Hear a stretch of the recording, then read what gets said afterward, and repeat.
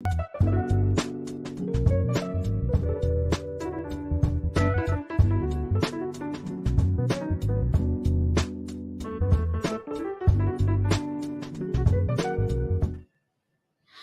Al McFarlane. Welcome to The Conversation with Al McFarlane. It's Thursday. It's Wednesday, September 21st, 2022. Boy, the time flies. And Wednesday, we talk about wealth creation, business, home ownership, generational wealth, things about business and about developing and promoting our entrepreneurial selves. Well, today we want to move in that direction with two superb entrepreneurs, women who are leaders in their professions and in the business of building awareness, knowledge about our capabilities and what we deliver to each other and to the world in the business space. First of all, let me say hi to my co-host and writer partner, Brenda Lyle-Gray. Brenda, good afternoon. How are you doing? Good afternoon. Very glad to be here. Well, good to see you. As always, hopefully, I know that we'll have a great conversation. And I want to start by introducing a new friend, the person that I've watched for a bit, and that is Sadia Ali. She's the owner of that name. Isn't it a beautiful name? Well, the name, she wears it well, and the name wears her well as well, I think.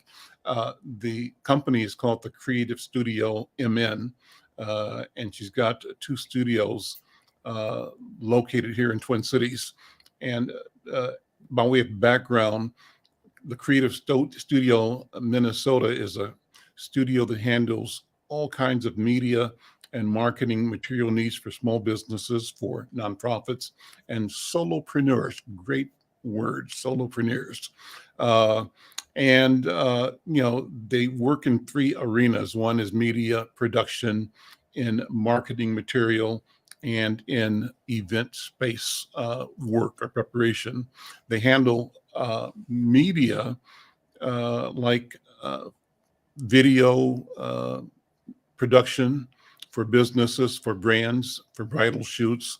They have a design center that does online and print designs for businesses and personal brands. And they also do event space, management for events of all kind. And they do more.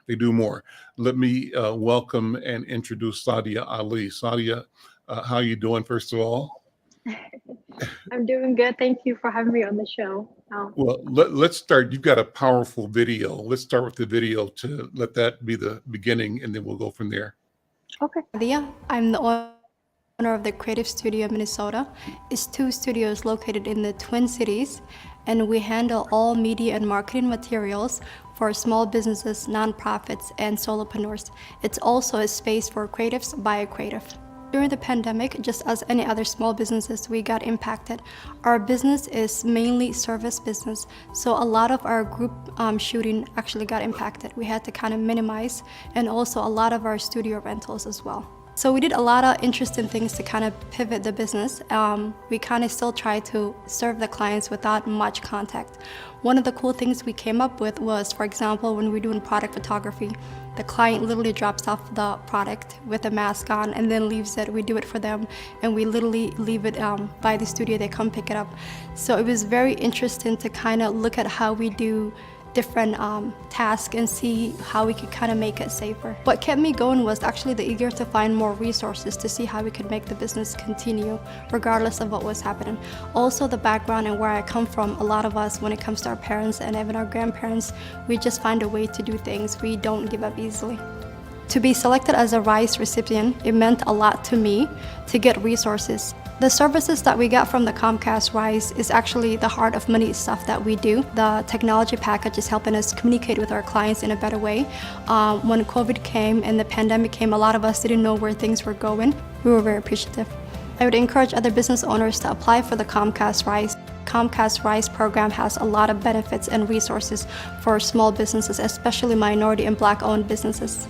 When I got the call from the program coordinator for the Comcast RISE, letting me know that I got accepted into the program, I was very excited about it because I think anytime having extra resources on board is very good for any small business owner.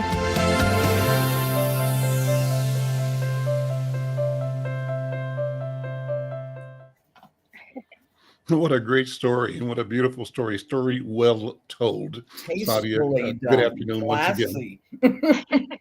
I was gonna say thank you so much. Yeah, it's interesting rewatching myself the video. It's just really funny. Yeah, we actually had it was a fun day shooting the campaign too that time. So a lot of We'll fun take a days. minute to talk about the Comcast RISE program. We've committed to interviewing as many as possible of the participants in that program because we think it's an important investment by Comcast in supporting entrepreneurs in our community. Their program was to provide, I think, at least $10,000 to 100 businesses last Yeah, year and the same this year. So $1 million of yeah, cash invested. But on top of that, investing technical support, marketing support.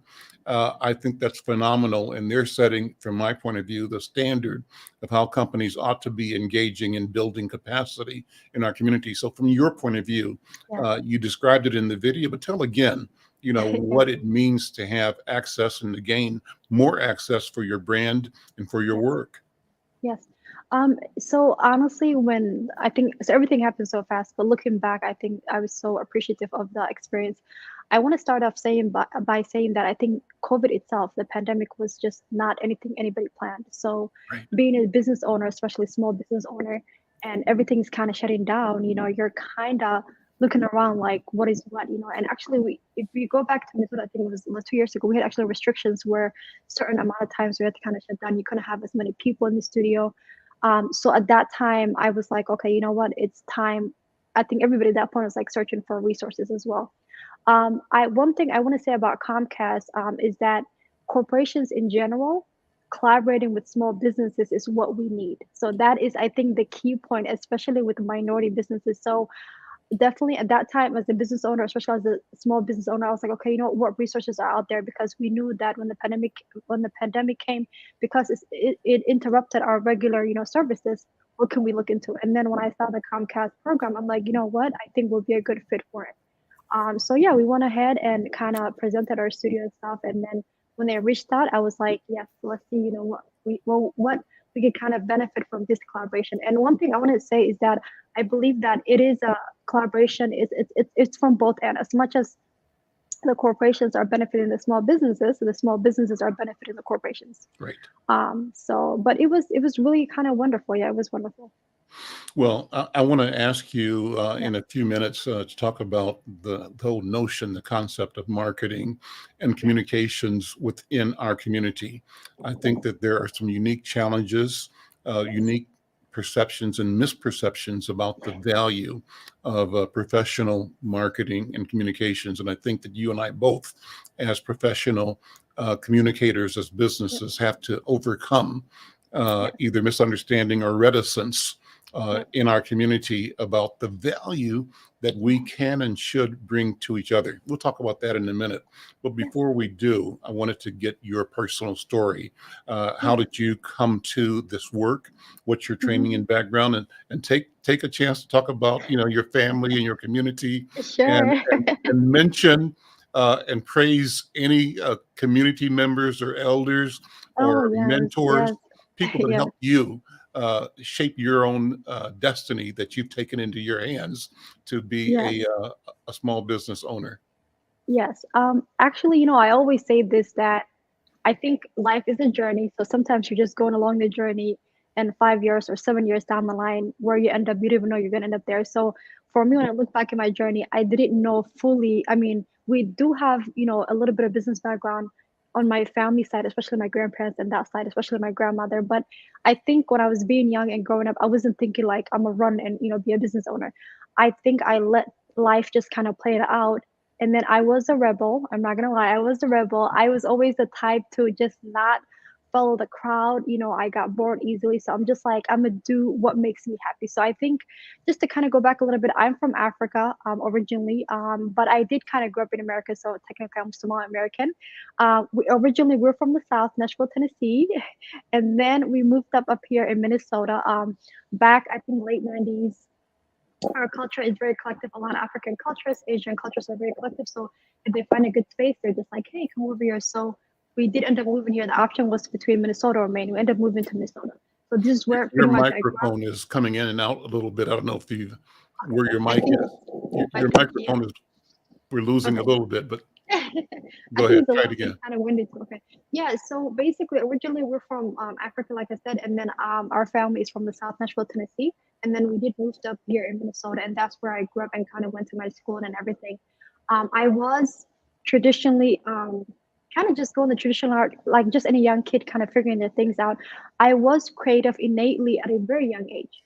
I was combining, I mean, it goes from high five to MySpace days. I was combining technology with graphics, but I think looking back when you're young, you don't realize that. And then as I got older, because now I'm more in media actually, and then I remember taking one class about women's media or something. I find it interesting, but I went the typical route of just, getting older, high school. I did post-secondary, actually left high school early, typical going through the courses and stuff. And I noticed that, and then I start working just in corporate as well too. And I noticed that everything I'm doing, I learn very fast and I get bored. So something that originally take me 8 hours, as I learn, I will get it done within 4 hours or 2 hours. So I needed to be challenged basically. And so I started doing my creative stuff on the side, and then it was something I just kind of enjoyed. So way back years ago, I started as a freelance photographer, and I think innately, so you can learn something technically, where you kind of find out the numbers, if you're doing photos, F something, whatever, the background, everything. And then there's innately where you already know what shots you're going to get and what you want. Mm-hmm. So for me, I already had the innate talent. I could see something and I'm like, okay, I want this shot or that shot when it comes to video photo. So I had to back it up with myself learning in terms of making sure what software, what things need to come into place to make sure that this vision that I see is coming kind of live. I would say like friends and families were very supportive in terms of just way back when I started freelancing. So um, and even before the business I started, I didn't even know there was a need in the community. So right now our studio focuses on woman owned and minority owned. Mm-hmm. Earlier, I think you mentioned there is a little bit of I wouldn't say struggle, but there's a little bit of making sure whether you're a solopreneur or small business, making sure that your communication is professional, making sure that you're communicating what you want, whether it's written, video, anything to your clients, right? So, and with our business, so coming back, I'm all over the place, but coming back, so freelancing, going through, and then slowly going through studios. I think I started with Minneapolis. I moved to St. Paul. I took over that studio. So that's when the business pretty much started. And then as we continue to add more services, and then I opened the second location. But the first thing we focused on was just video campaigns. I mean, some people were doing it, but it wasn't doing the level that I was doing it, because for me at that time, we were having contract team. So per project, somebody will work on it. As a director, I'll oversee everything. I'll make sure the client's, idea comes to life, while also guiding them to make sure that, hey, if you're a nonprofit, this is what we suggest. If you're a business, this is what we suggest. But the biggest thing I would say that started to grow our business is our market that we target and our prices. Mm-hmm. So we went after small starting businesses and mid-size. We did not go early on. We did not go after the big ones, right? And those market areas, especially minority businesses, they're not working with a lot of money. Right. So the question becomes, how can we give quality at the same time we're not charging you thousands, right? And at the same time, making sure that the team who's working on the project is also kind of getting paid. Yeah. So it was a challenge. It wasn't easy. But I think at the end of the day, I think looking back, that's the challenge probably that I needed, right? To make sure that to fix something. And I always say that as a business owner, your business is your baby, and you're constantly doing software updates. You're constantly doing policy updates. I mean, you might have a new client, you might have an issue, and it's like, oh snap, I have to add that policy because I didn't know that coming, right? And contracts. Oh my God, contracts. Another thing I want to say, and I'm like I said, I'm from Africa. We have more oral tradition, right? Mm-hmm. So my word is, my word is my word, right? But no, you need to have contracts. So I think early on, anything above 250, we're having contracts, making sure that the studio sign, the customer sign, and even contracts you lay out like, listen, this is what you're getting, right? This is what you're getting, because sometimes what somebody's paying for and what they want to get is two completely different things, right? Right. So they might pay for something for 500, which is one of our lowest packages, and now the packages have changed as well too. But you want a quality that's 5,000, right? And it's like, it's not adding up. It's like, let's revisit this, campaign instead, right? Or even the length of the campaign, right? We have editors, once again, who work on contract. If that person took 10 hours, so for me, it was me sitting down as a business owner And luckily, the good thing about me is I am in the creative field. You know, I can definitely do campaigns, like, you know, I can see everything. So if anything messed up, I will go in and fix it. But I oversee everything. But I think the biggest thing that also saved us was creating packages and saying that, hey, if you choose package B, this is what you're getting. If you Mhm. don't want this, then you might want to consider going up or down, right? So if your Mhm. budget's low, then go down, but this is what you get. If you have extra budget and you want more, this is what you get. And that communication is basically kind of what went on. And also diversifying my business as well, to making sure that we have studio rentals, other stuff, like you said, event space, because we have pretty studios. Everybody likes a place that's well lit. But coming back to it, yeah, so I didn't know I was going to be a business owner, but I did realize my passion for media as it grew. And obviously, you know, this is my business and, you know, my baby. But for me also right now, just as an individual, I'm working more on bigger media productions, and hopefully we're starting to do some projects, some in Africa, and even some covering here our community and stuff too as well. So Um, I got Go a ahead. whole bunch of questions. Everything you're saying gives I me know I could. questions to ask, and this is There's so wonderful. much. There's so Yeah, much. Yeah, that's go ahead. so Yeah. cool. So I want to know about your grandma, your Yes, my family, grandmother. and the entrepreneurial Yep. gene Yes. that is in you from your biology. Talk about that first, and then I've got a discussion with you that will share my experiences working with our people and the Hmm. challenges of working with Yes. our people, whether our people Yes. believe us or believe in whether we believe in ourselves or whether Yes. we are fixated on what people outside of us say about us and who we are, and Yes. how that impacts how we act with each other. So talk Yes. about your family first of all, and Yes. I'm So. glad you mentioned that your grandma was an entrepreneur. What does that And my mean? mom, yeah, my Okay. mom was Yeah. also like such a, she used to always constantly work too as well. First of all, I just wanted to say that I am Pan-African, so anything relating to history and Africa and our people, I'm big on it.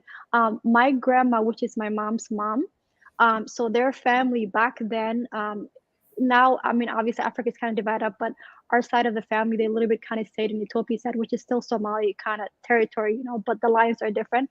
But my grandma, before, I think by the time she got married, she moved up, and she was kind of doing business with her brothers, which is my mom's uncles. They used to have Your a family is livestock. Somali or Ethiopian? Somali, but in Africa, a lot of territories are blurry. Sure, sure. But so you could see like one kind of people living in three different countries pretty much. Right. But we're Somali, yes. Okay. So my grandma was doing business with, you know, her brothers, which is my mom's uncles.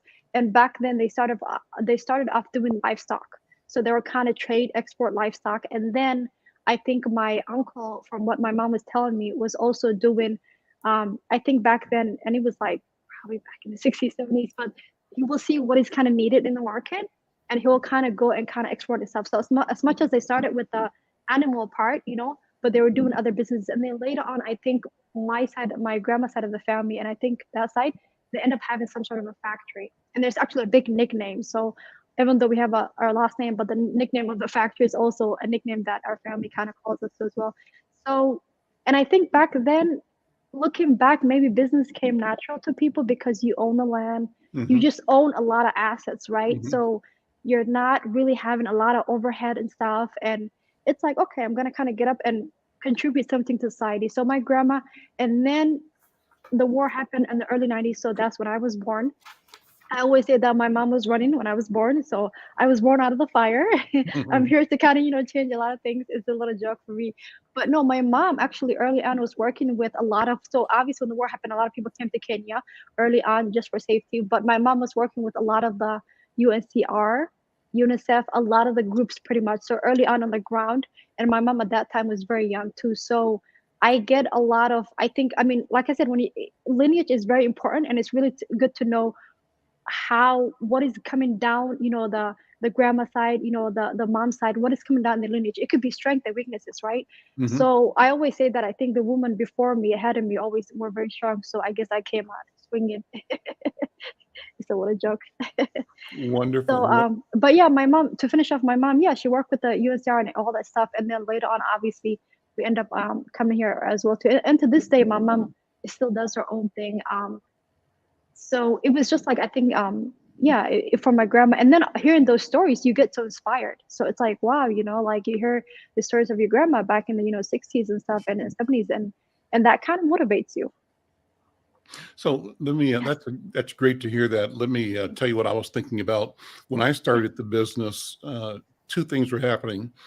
I'm a trained journalist out of the university and worked for the St. Paul Daily newspaper, and decided at one point in time that not only could I be a good reporter, but I could own this place. I could be my own publisher, owner of a news enterprise. And that's where the idea came from, that I should create Insight, and it has grown to be the largest circulation ethnic newspaper in Minnesota.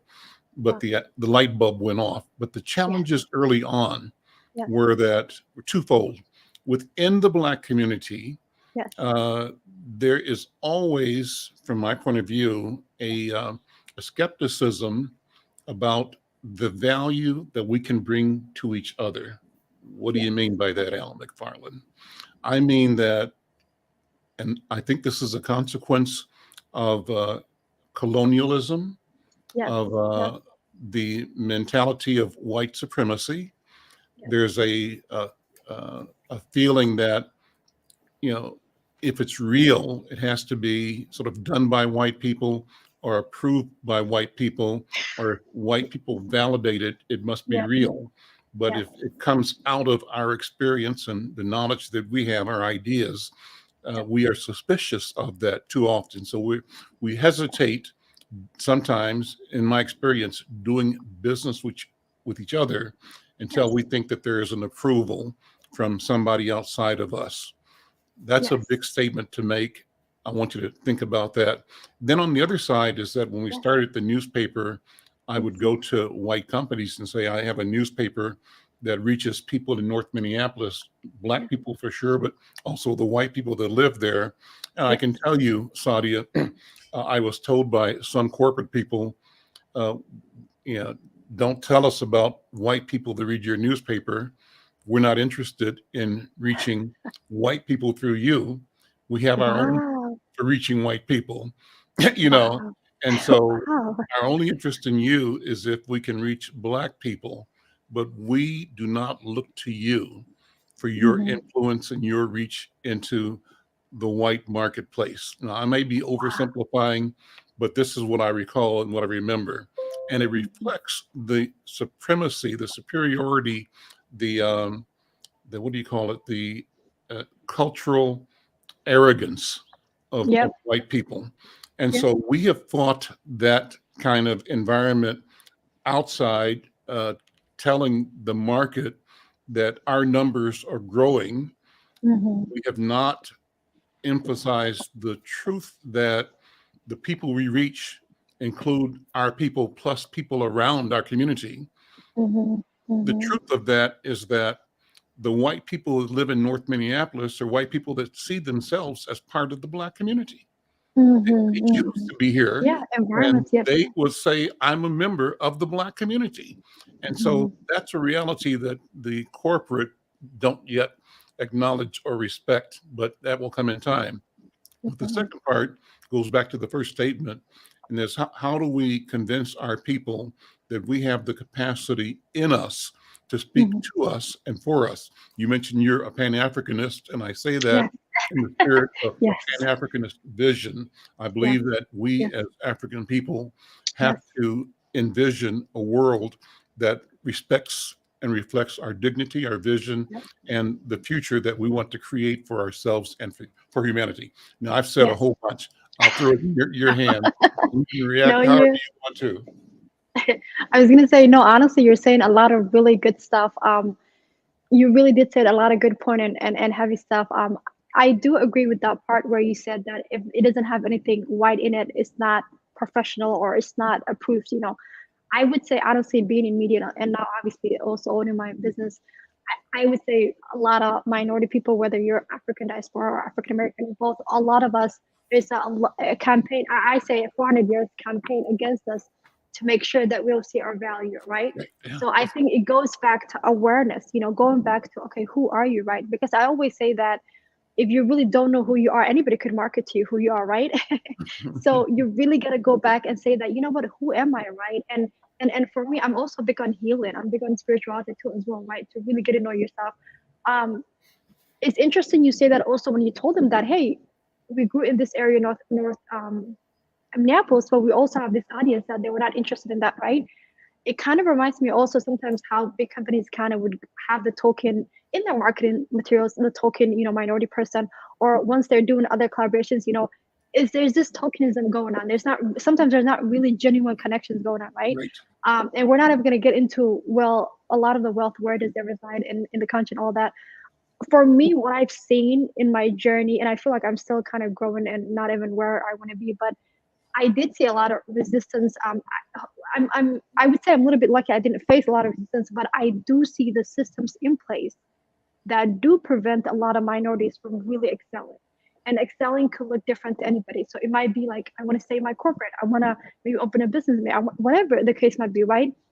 So for me, early on when I was saying I'm a Pan-African, I'm talking about I'm in support of how can minority people just find their peace and whatever success looks to them.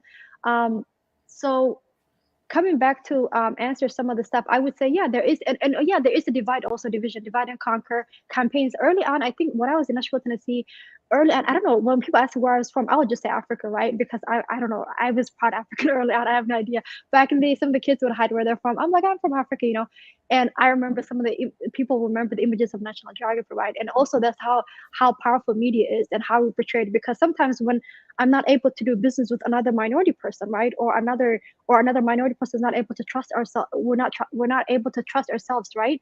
It all comes down to what are we seeing, what images, right? And we're not seeing the best images at all, right? So, and there's not spaces to really put confidence within ourselves, right? And then let's not forget, when somebody kind of makes it, it's like, oh, you're forgetting about us, the guilt stuff, it can kind of go deep. But I would say, to answer simply, there is a lot of honesty images and campaigns against us that sometimes we forget who we are. And I would say, if you want to grow and become successful, you really have to walk into the room and kind of demand it. So that comes from doing your self-worth, even if the people in the room might not have the best interest for you or might not like you, right? And I network. I also started a nonprofit, by the way, for Somali American girls with another Somali sister in the community. And we kind of honestly work with them sometimes when we have events, the basic of, hey, you're in a company, they're having a meeting, they're saying something out of line. How do you speak? How do you stand up, right? So by doing your internal work, you could kind of show up in the world and kind of educate them. And, and if somebody's really being also nasty, you could just be professional and kind of, keep it moving too. But yes, there is divide and conquer. But one thing I want to mention quietly is that I was so proud to see the 2019, I think, Ghana return. A lot of African Americans are going back to Africa. I'm just so happy to see this exchange. Yeah. I go to Africa every year as much as I can. I've been to Morocco. I came back from Kenya. So I always tell everybody, I'm like, just travel and you will see the world is so different as well too. That's amazing. That's wonderful. Good to hear. I have spent a number of visits to Africa as well.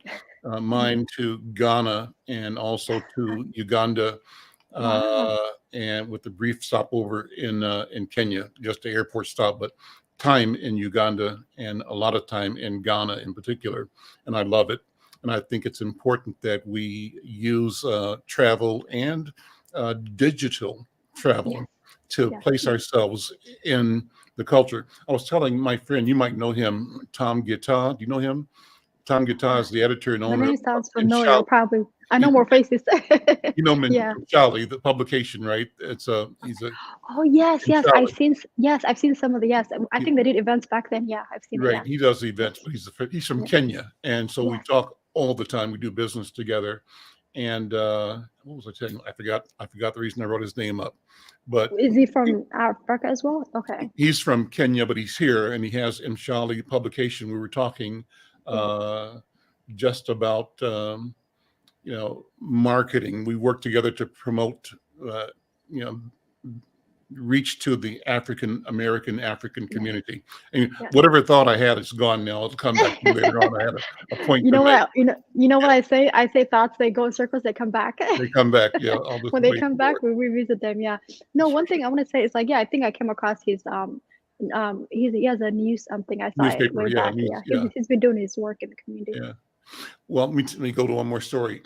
So so much travel. So I've been to uh, East Africa and West Africa. I think it's important for, as you said, the year of return at Ghana, for Yes. more and more of us to go back. Yesterday's program, after the show, I talked to one of the participants who said she's with a group from Minneapolis that's going to be going to Senegal in November. And so it's a group trip. Wow. And I told her that's so wonderful that we need to do more of that, and not just Ghana, not just Senegal or West Africa, but figure out how to experience different parts of the African world. So Tom Yes. Guitar and I were talking. I was telling, this is the point. I was saying, Yeah. I watch a lot of, because of YouTube and Netflix, African movies now. Yeah, And and Nigerian movies, yes. And I watched that Ghana too. Yes, yeah, yes. Ghana, Nigeria, South Africa, Yeah.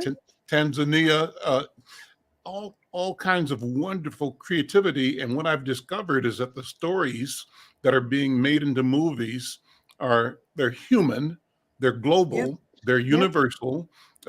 They are about global, both ethics and morality, and how human beings either succeed or fail. All of us are capable of failure, and all of us hopefully can find redemption. But the story of failure and redemption and aspiration, they tell it again and again and again in different languages, different crises, different opportunities. And it's wonderful to watch all of the things that human beings experience through the lives of our own people. That's the point I'm going to make. Because what we have been getting before that was that reality was the story of Europe and of Europeans, and not our story. I listened to another program on a talk show where the author said that in history, the colonizers practiced the strategy of decapitating our people. And he meant that in two levels. In the battlefield level, part of the strategy was to decapitate leaders. This was a conversation that had to do with maybe the British and, the Queen, the monarchy, and how the British and other Europeans invaded and colonized different aspects Parts of of Africa. Africa. That in battles, particularly against people that resisted greatly, they would decapitate a leader or a king or a warrior. Yes, I actually have. Yes, take his head to London, right? And there was a story gosh. about one guy's head being taken where it was set next to the head of a person from either Indonesia or Australia, one of the other places that the British colonized. I can't remember the details, but that's the concept.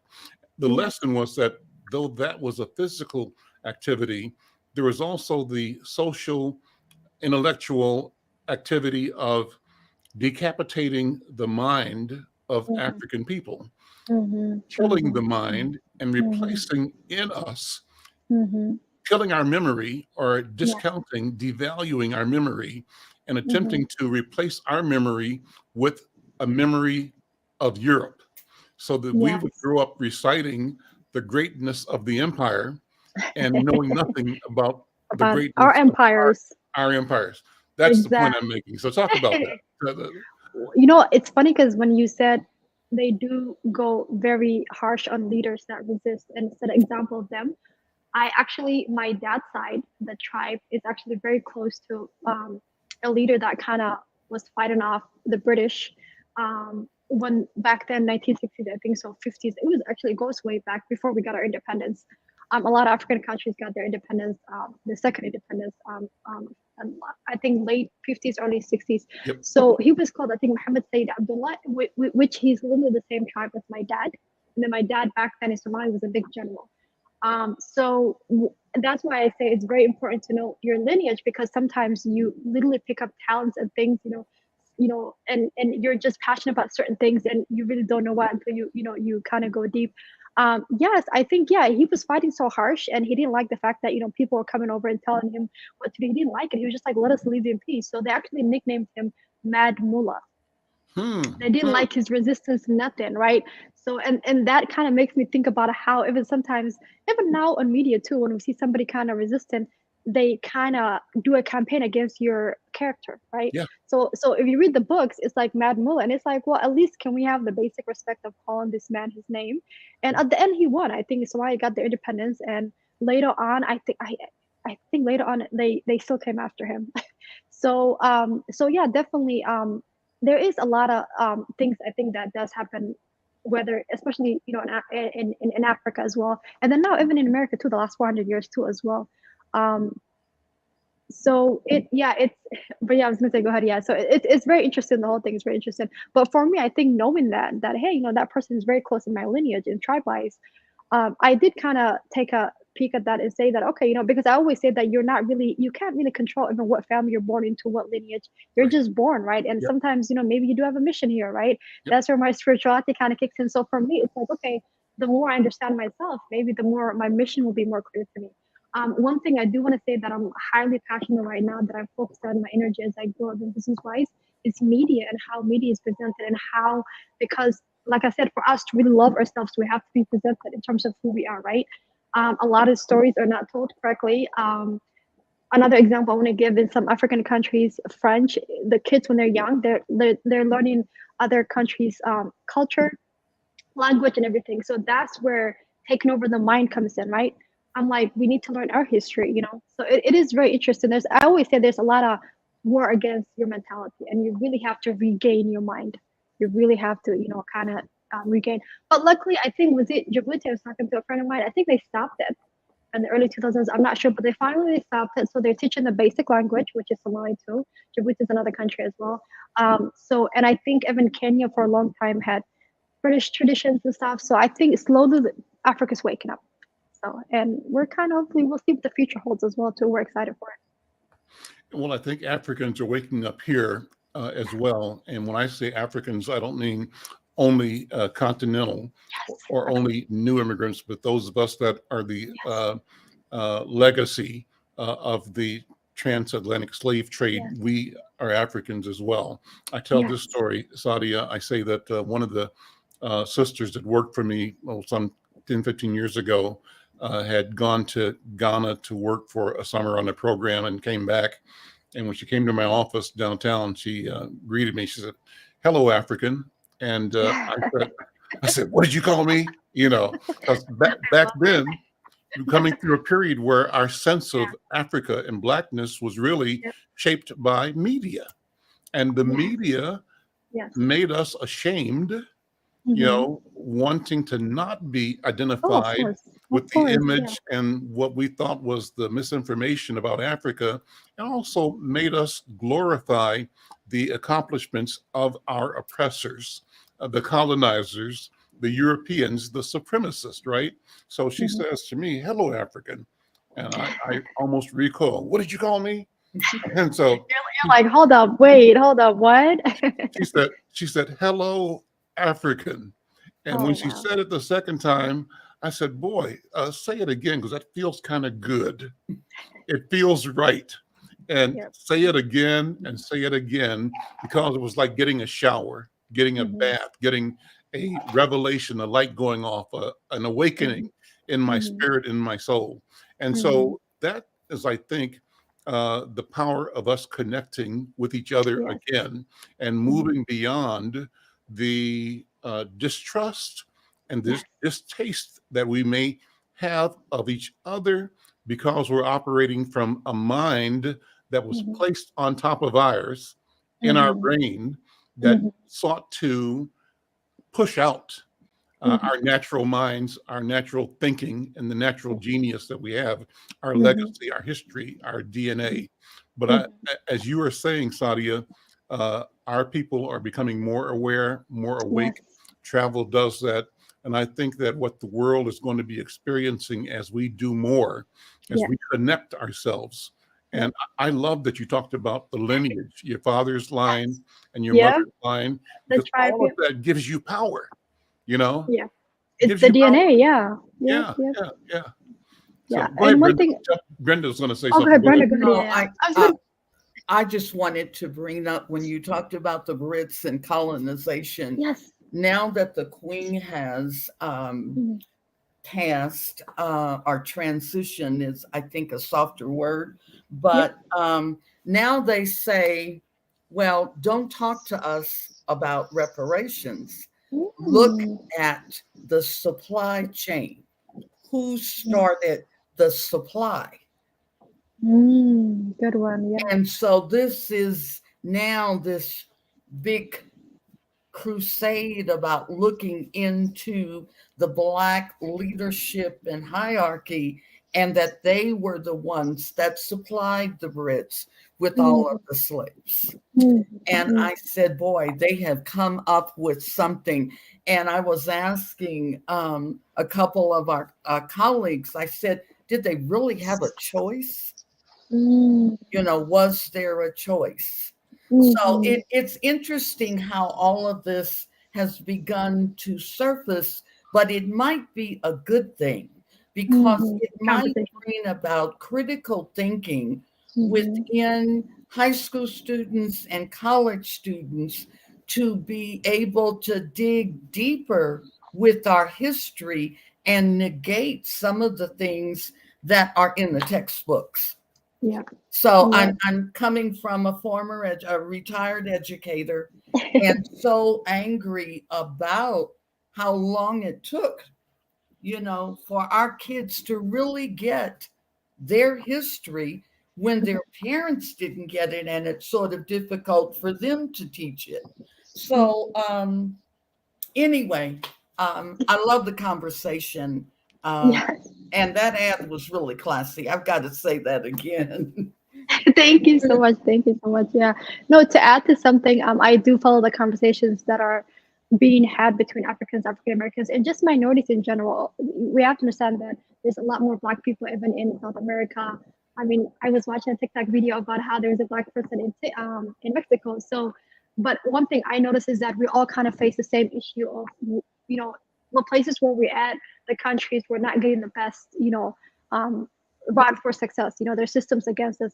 One thing I want to say is, I think there's a lot of healing needed, honestly, from both sides, right? And I always say that at the end, we're one big family. We're gonna have our issues, but we also need to have those tough conversations. We cannot just sit and smile and act like everything is okay, right?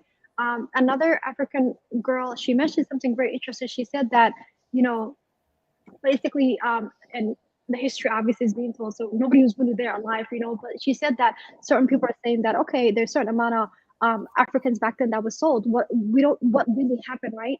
And for me, I would say, like, it would be interesting to do like a tough research, or just like go into Africa and really even understanding the history of what really kind of happened. So I would say, um, a lot of healing from both sides, and just more conversations and kind of coming together. One thing I noticed even from growing up the past 20 years and so on, we are connected more. I remember we weren't even like, I don't think there's even spaces to ever connect. We're connecting more, we're talking more, whether it's digitally, whether it's locally. I recently went to another, I think it was a Nigerian, they have different states, different cities, and they have different, not mayors, but leaders. One of the guys came to Minnesota, and they had a dinner for him. And I went there, and he was talking about a lot of great conversation. Some African Americans were there too as well. So for me, I was like, we need to kind of connect more and talk more. And coming back to wealth build, and I know that's one of the things we're going to discuss today. By even understanding the systems and what is happening in the healing, we could kind of we could kind of find our value. And then when you have an idea, or because I always say that God gives different ideas and different brains, different minds to people, right? So by then, when you have the confidence, you can move forward, whatever that looks like, right? So you might invent something, you might start a business, you might, whatever you want to do. Because right now, even, and hopefully even tackling those issues where you could get those finances to even start those issues, to start those ideas, right? So it comes down to healing, and I welcome critiques, and I say that we need to have tough conversations. I mean, for me, if you ask me, I'm like, we need to have even debates and different things. But I think a lot of people are definitely hurt, and for me, even when I think about the African American side, because now getting older, I understand the importance of lineage, and understand the small things, different culture, how that kind of suits you in different ways, right? I met a couple African Americans, and they were like, "Hey, I took my DNA. This is where I'm at, so I'm gonna go this area." And I'm like, "Okay, that's a good place to start." So it's really kind of unfair, also erasing history from people, right? And one thing they don't mention is like people that came over 400-600 years ago, there were different cultures and religions too, right? They just kind of made it like a monolith, and now obviously us, especially being in media, African Americans kind of really rule the culture, right? They kind of decide a lot of things that are moving, but we don't have also a lot of access, and we don't have a lot of ownership, right? So that's another thing talking about. Go ahead, yeah. We're talking about really good topics, so we can talk forever.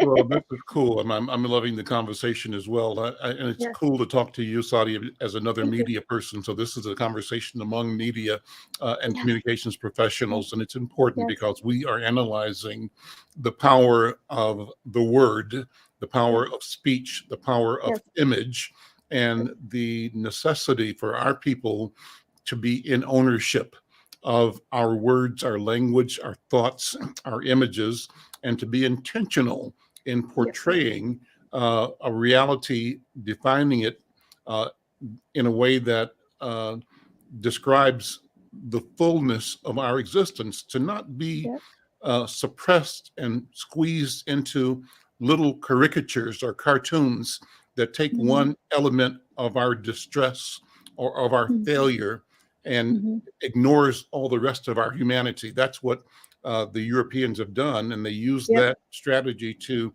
justify extraction of minerals, extraction of wealth, extraction of our genius, of our lives, our culture.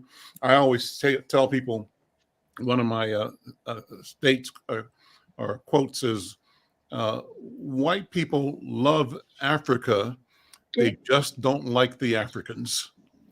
And so they would love to have Africa with no black people. And so you might say, Al, that's a harsh statement. Oh no, I'm not surprised. How can you say that? I say, well, let's look at North America. Yeah. Who was here? They killed them. They're gone, right? And so they loved North America. They just didn't like the people that were here. And they had policy and practice that exterminated millions of people over a period of time. And they wanted to erase the people and erase the memory of what they had done. And the difference now, Sadia, is that we've moved into an area of technology where, as you said, and I say this too, the DNA allows us to reconnect that which they sought to destroy. They were intentional in dividing us from our past, from our history, and from each other. And they wanted to place in our minds and in our mouths a story that rationalized the idea that the world and God was their idea, that they created it, and that we should be happy to be at the edge and able to capture the crumbs, of their quote unquote success. Their success is the extraction of our property, our history, our culture, our lineages, and our genius. So I wanted to show, Vosh, if you put it up, what we've been doing is, I think, innovative and exciting. And one of the things we've added is a piece in the paper that I present in several languages. We started off with English and Spanish. I acknowledge the fact that my father is from Cuba, and that his family, Cuban, Jamaican, but all of us are African people, right? Diaspora. Yep, exactly. Yeah. Well, yeah, we're from the motherland. The motherland. So I ran this story in Spanish first, and then I have a friend who is from Bahia, and he's translating the story to run in Portuguese. And then he and I talked and said, you know what, we should also share this in Yoruba, because he and I were on a call with Yoruba people that went back from Brazil to Yoruba land, to Lagos, and we've had conversations in that group. And then we said, well, you know what, we should also do Swahili. I said, well, you know what, we should also do Somali, because there's this phenomenally huge Somali community here in Minnesota.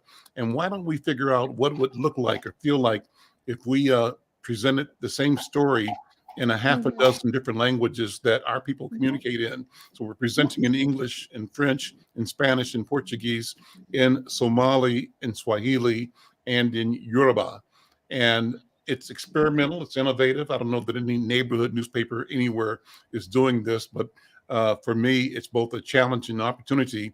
And you could say it's impractical. Who in North Minneapolis or South Minneapolis is going to be able to read, French or Spanish or Somali or Portuguese? And my answer to myself is that even if one person or two or five are touched by it, if their curiosity is sparked, and if they say, you know what, maybe I have friends who are Somali. What if I try to understand this language? I have friends that are Mexicans or Latinos or South Americans. What if I got a feeling for the language, whether I learn it or not?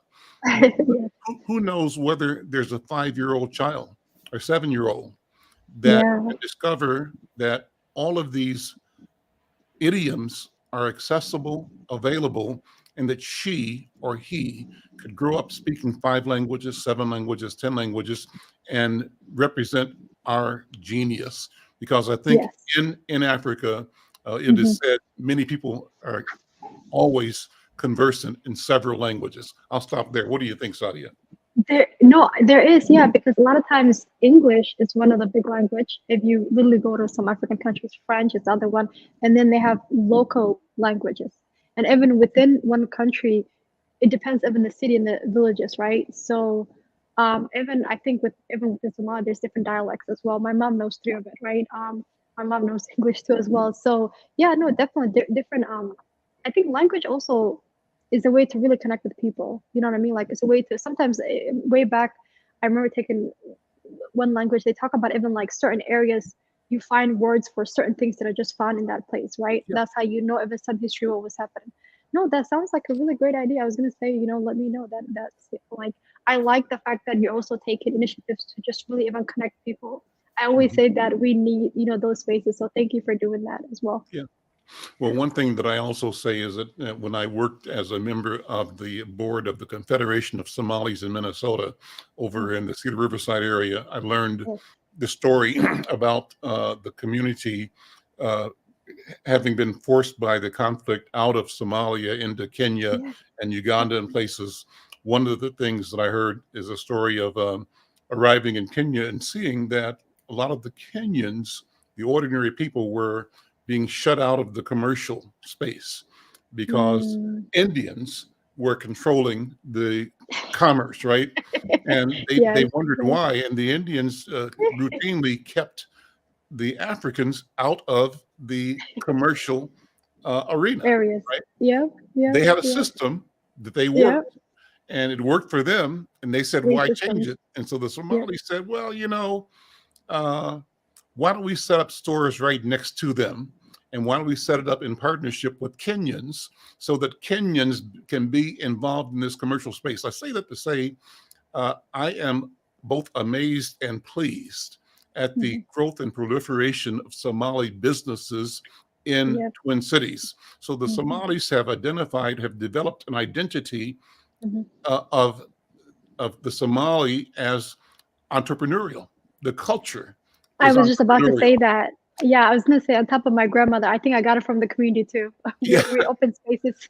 Absolutely. And so the point for me, Sadia, is that we have to grow in our community this idea of entrepreneurship. I see my friend Anika is backstage. I didn't know she was there, but bring Anika on. We're moving towards the last few minutes of the program. Anika, how you doing, friend? I didn't see you there. That's good. I'm well, sir. Good to see you. Hello. Jump in the conversation. I don't know how long you know I'm loving it. I'm back here like double Dutch. When do I get in? Yeah, I apologize because I didn't get the note. I didn't see the note that you were back there, but so glad that you're there. Thank you. But jump in. And I don't know if you know Sadia, but Anika is the classic entrepreneur who is Pan-Africanist, who has African and American roots, and she lives in it. and she Wow. I love it. brings the glory of her identity and lineage to her interactions with people every day, all the time, and she's phenomenal. With that, Anika, talk about this topic of how we grow a different image of who we are for ourselves and for the world. Thank you so much. And I've been enjoying the conversation thus far. But listen, we are naturally, organically entrepreneurial. This is our heritage. And so listening, catching pieces of what Sadia has been saying, this is what it is when you come from Africa, and indeed throughout the diaspora. We always look for opportunities to build wealth, to create community, to open businesses, even through slavery. You know, there are several periods here in America throughout all the Jim Crow era. There are several, testimonial stories of Black folk who have open barbershops, open banks. We hear of Black Wall Street, but they were not alone. There were several Black communities, over 200 scattered across the South, and of course up north. So this is who we are. This is what we do. And it's woven into the work that I do with the Anika Foundation. It's woven into the work that David McGee and Jeff Robinson are doing at Build Wealth, Minnesota, with the 9,000 Equities program. But we are in a place where we need to remind our community of our legacy and our entrepreneurial heritage.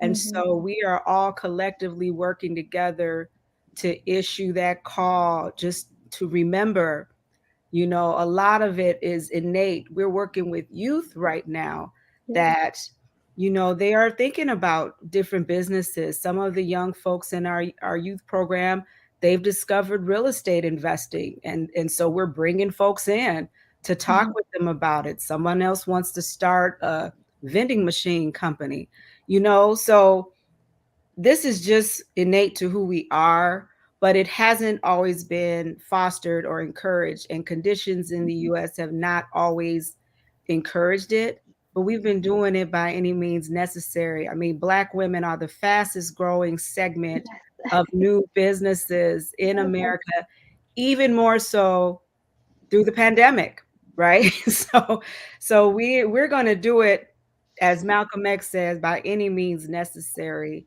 It's just, you don't really waver too far from who we are and where we come from. Let me throw this in. We might go over time in a couple of seconds, Vash. But my wife, Bobby, and I were talking this morning about the film, The Woman King. And my observation, I'm going to throw this out, criticize it, kick it down the road if you wish. But now that I have three queens on the show with me here, I'll risk being ridiculed and run out of town. I said, that there's this maybe manufactured criticism. A friend that I talked to on the phone night before last, in fact, the paper coming up next week has a big story on that film, The Woman King. But I said, so the guy I was talking to said, well, he went to see it, he liked it, pretty violent, but what it did, he thought, was pushed up against Black men. So my discussion with Bobby, my wife, this morning was, I don't think that's the case. Number one, I think that the story, as I'm hearing it, celebrates this capacity, the strength, the character, and the power and prowess of Black women. And if it pushes up against Black men and Black men's story, so be it. It means Black men need to be pushed. And part of the history is that there have been cases of women generals who, when men failed to act, said, we will act. And I said, as far as the violence is concerned, TV violence is always gratuitous, but some of it comes from, the historical record of what happens in conflict and in war. Yeah. And what the takeaway ought to be is that women have this capacity and strength of leadership that includes, and this, if you're timid, you can shut your ears on this. That includes the ability to act in ways that are mortal and fatal in defense and in conflict and in war. What are you saying? A woman can take a life and can organize in society and in culture to do what men think is their right, but is not the right of women to do. My position is that women can do the same thing and have done the same thing, and sometimes for the same reasons, sometimes for different reasons. But the capacity to take a life exists because it's a human being capacity. But the difference is the woman can also give a life. Yes. And therefore superior to the man. Let me say Go something ahead. on that. Let me, if I may. So, because I've been noodling this around, right? And you really see it, especially in America, this conflict between the man and the woman, right?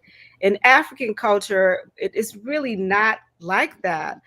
I believe, in my experience, there wasn't this gender tug of war. There was a mutual respect. You know, there were women chiefs. You know, my late grandmother, Joke Balogun, she was a chief. You know, she was a, you know, illustrious businesswoman. You know, I mean, so I just want to dispel some of that because I feel like that's a very European thing as well. And we've bought into some of those things, into some of that divisionary tactics between men and women. Now, women usually will step up if because we'll wait. Like someone like myself, I wait to see who's gonna, you know, because I don't need to be everywhere and do all things and be all things to everybody. But when we see that there is a need, it is innate to us because yes, we are givers and creators of life.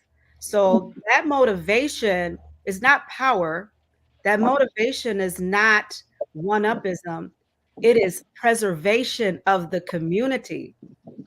It is preservation. So it's not like, oh, I want to be king, you know, or I want to shut a black man down. It is never that. Black women love black men. Let me just say that emphatically. I love black men. I love our elders, our uncles, my husband, all of that, right?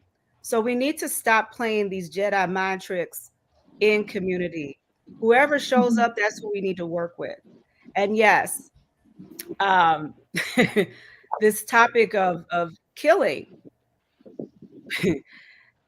If you've never been in a situation of survival, the survival instinct kicks in for women because the first thing we do is protecting our children and our families.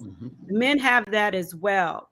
But the difference is that men are expected to do these things. Women are kind of expected to kind of wait. But when all bets are off and it's like something clicks in women, like I have to preserve, because we understand legacy, we understand progeny, we understand all of these things. And so it's not even a rational thought. It's like we are here for the preservation of our culture, our way of life, our children, our communities, our villages. And back in those days, 1800s, early 1900s, so it was really real. The threat was really real. We're shielded a bit today, but we're still in a life or death situation. We just, you know, it appears different and we're comfortable. But we need to get away from this male female competition. Women we just do what we do and we show up to do what needs to be done, whether we're asked or not, whether there's money involved or not, or who's doing what. At least that's how I roll. And that's how many of the sisters that I know, that's how we roll. But thank you. Brenda, what do you think? I think that's the point, though, Anika. It's also economic. Yes. The first weekend, that movie made 19 million. Didn't go overseas or anything. Just the first weekend, they were given 50 million to do it. So you're just beginning. But you have a Black Academy Award winner. You have a Black producer, a Black director. So it's like the studios are saying, now, wait a minute. You know, you're dipping into our gold and it's going to be more. I know that story and Viola had that sitting there, and also a Black production company, because it's Viola and her husband Julius's company that did it. So Right. they, they've opened up a Pandora's box. And that's one of the problems. I mean, the movie's harsh. Gail King was saying she sat up and she did this in the studio, and she was in a private setting. But, you have to hear Viola's interview with CBS. I mean, everything that she did, 5 hours of fencing and 10 hours of this, I mean, to build herself. Yeah. I don't know any actress that's been in any action movie that has trained the way that woman trained. And I mean, she's not like Ellen. Sadia and Anika Allen, I go back 70 years. We were in kindergarten together. But, it reminds me that our mothers were that tough. They stood and their voices were heard. They were not, they had no problems with their Black men. One of those 50-50 sometimes. But no, I'm like you. We need to stop this. We need to come together, and it goes back to Spike Moss the other day when they were talking about violence and whatever. And Spike just told the women, go get your child. And that has just stuck there. I'm not asking you to save the world. I'm asking you to save your child. And that's the way our parents were. And if they couldn't save us, what was that? They had aunties and whatever that would. So, no, go see it. Sadia, let me close with you. Just impressions, thoughts, final thoughts here. And thank you for being here. And go ahead, Sadia.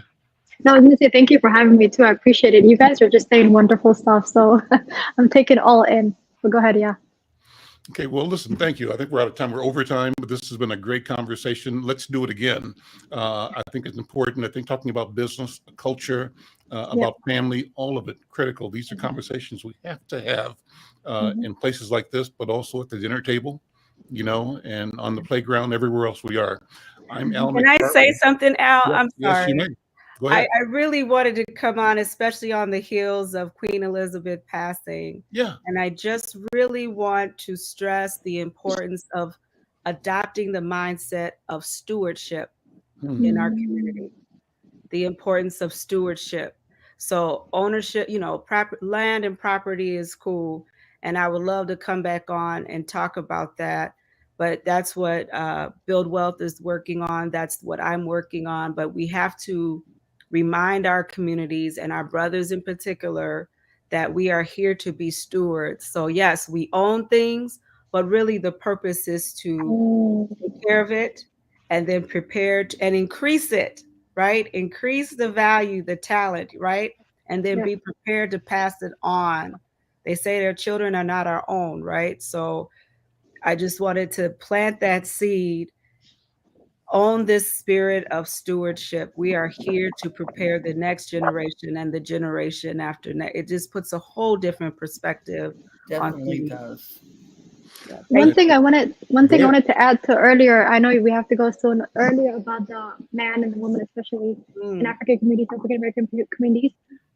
Earlier when I was saying I'm big on spirituality, it's a feminine and masculine, right? And I always say that we need each other. Yes. And we have to kind of think of the family unit.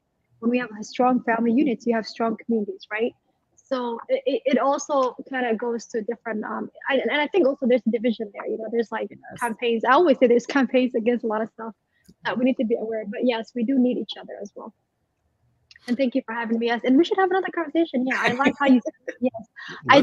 I'm a big believer. The more blessings you get, how are you giving back? How are you, whether it's family, extended family, communities, what do you, so definitely I agree.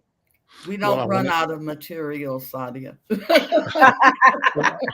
could talk forever. We could go on and on and on. Yeah. Well, on Wednesdays, we want to have this topic. So I want to give you an open invitation to drop in any Wednesday. Anika is also helping us curate guest for the Wednesday program. And when she's available, she's here as well. So to both of you, please, whenever your calendars allow, jump in, because this is an unstructured or an open conversation. This is just us being with each other and That's having a chance to say what's on our mind. And that's the beauty of this conversation.